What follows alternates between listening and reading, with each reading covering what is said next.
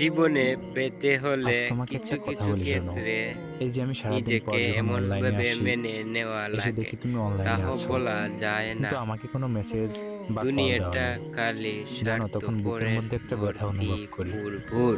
এটা ভেবে যে জানি না এতটা কবে ভালোবাসার পরেও পাবো এই এখন সফলতার কি আমার কথা তার আর পথটা মনে পড়ে এগিয়ে না? যাইতে তখন পারবো। আমার মনে সবাই পড়ে যায় আমার জন্য সম্পর্কের একটু প্রথম দিনগুলোর দোয়া কথা। আশীর্বাদ দিবেন, কতই না কথা বলতে আমার সাথে। ইনশাআল্লাহ। ১ ঘন্টা কথা না বললে ইনবক্সে কত শত মেসেজ জমা হয়ে যেত। আর এখন দেখো সে শুধু আমি আগের মতো রয়ে গেছি। সে আগের মতো একইভাবে তোমাকে কল মেসেজ দিয়ে যাই। কিন্তু এখন আর আমার সাথে কথা বলার তোমার সময় হয় না। জানো, অনলাইনে আসার পর আগে আমি তোমার আইডির মধ্যে ঢুকি।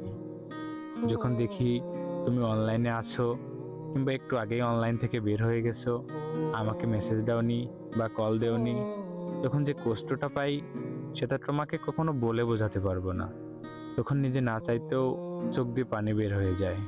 একজন এদিকে তোমার সাথে কথা বলার জন্য তৃষ্ণায় মরে যাচ্ছে, আর ওদিকে তুমি অন্য মানুষের সাথে হাসি খুশি দিন কাটাচ্ছ।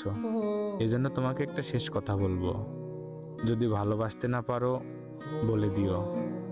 সব কষ্টগুলো একসাথেই পাই। এভাবে তিলে তিলে জীবনটা নষ্ট করে দিও না।